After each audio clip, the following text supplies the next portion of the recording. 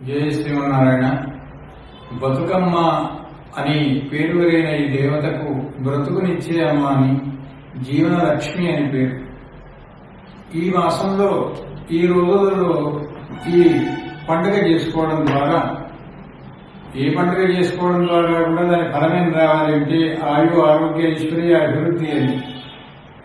ఈ పండుగలో సర్వసాధారణంగా ప్రాచీనులందరూ కూడా అటు ఆరోగ్యము, ఇటు ఐశ్వర్యము, ఇటు ఆనందము, అటు స్నేహము, ఈ నాలుగింటిని దృష్టిలో పెట్టుకొని పెద్దలు మన ప్రాచీనులు పండుగ ఏర్పాటు చేశారు. అందులో ఈ బతుకమ్మను పేర్చడం ద్వారా శ్రీచక్ర ఆకారంలో పేరుస్తారు. దానికి వెండి, బంగారు, వజ్ర వైఢూర్యాలు పొదగలేని కనుక బంగారు రంగులో ఉండేటువంటి తంగేడు పువ్వును పెడుతూ ఉంటారు. ఎవరైనా కూడా బాగా అలంకరించుకున్న స్త్రీని ప్రాచీన కాలంలో చూసి ఎలా ఉన్నామా, తంగేడు పువ్వు చెట్టులాగా ఉన్నావు అనేవాడు, బంగారం పెట్టుకున్నవాడు. ఆ తంగేడు పువ్వు బంగారంతో సమానమని, గునుగు పువ్వు ఏమో వెండితో సమానమని, మిగతామైనటువంటి రకరకాల పువ్వులు అందులో పొదిగేటువంటి యొక్క వజ్ర వైడూర్యాలతో సమానం అనేటువంటి యొక్క భావనగా బతుకమ్మను పేరిస్తే ఆ పూల యొక్క శక్తి పేర్చడంలో చేతికి వస్తుంది, చూడడంలో కళ్ళకు వస్తుంది. దాని చుట్టూ ప్రదక్షిణాకారంగా పాటలు పాడుతూ దివ్యమైనటువంటి యొక్క ఆ బతుకమ్మ కీర్తనలు పాడుతూ తిరుగుతూ ఉంటే అక్కడ ఉండేటువంటి యొక్క ఆ ప్రాంతంలో ఉండేటువంటి గాలి శక్తి ద్వారా ఆ పూలల్లో ఉండేటువంటి యొక్క పరిమళాలు, పూలల్లో ఉండే శక్తి మన చేతికి వస్తుంది, మన శరీరానికి అంటుతుంది అని ఆరోగ్య సూత్రం.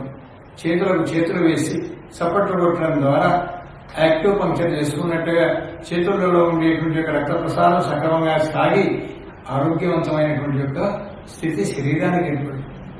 చేతులతో చప్పట్లు వేసేటప్పుడు అద్భుతమైనటువంటి గాదులు గరగరలు అటు ఇటు ఆడుతూ ఉంటాయి. తద్వారా అనేకమైనటువంటి యొక్క సూక్ష్మమైన నరాలలో ప్రవహించేటువంటి యొక్క రక్తశుద్ధి కలిగి బ్లడ్ సర్క్యులేషన్ సక్రమంగా ఉంటుంది.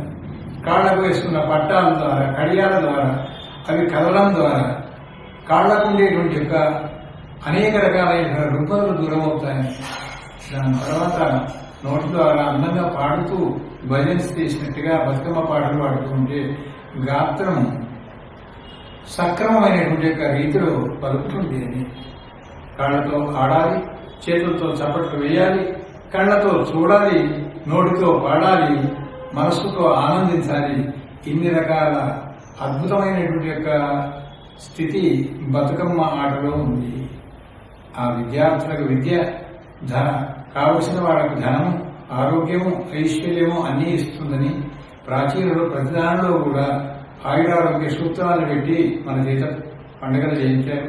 కానీ ఈ కాలంలో కొంచెం ప్లాస్టిక్లు వాడడం ద్వారా కానీ, నోటితో పాట పాడకుండా ఏదో రికార్డుల ద్వారా డ్యాన్స్ చేయడం కానీ, కొంచెం భయం వేసేటువంటి యొక్క పెద్ద పెద్ద చప్పుళ్లతో ఆడడం కానీ, ఇవి బతుకమ్మ ఆటపాటలలో చెప్పినటువంటి ప్రాచీనం చెప్పిన పద్ధతి కాదు. కనుక మనం ఆరోగ్యంగా ఉండాలి, హాయిగా ఉండాలి, ఆనందంగా ఉండాలి. 10 కాలాల పాటు ఆమె పేరే బతుకమ్మ, మంచి బతుకును బతకాలి అంటే ప్రాచీనులు ఏ పద్ధతిలో అయితే ఆడుకున్నారో, ఏ పద్ధతిలో అయితే పూజించారో ఆ పద్ధతిని మనం అనుసరించి ఆయురారోగ్యాలు పొందుదామని అందరికీ విజ్ఞాపన చేస్తున్నాం. ఈ వీడియో నచ్చినట్టయితే లైక్ చేయండి, షేర్ చేయండి. మా శ్రీకరం ఛానల్ని బెల్ బటన్ నొక్కి సబ్స్క్రైబ్ చేసుకోండి. ధన్యవాదాలు.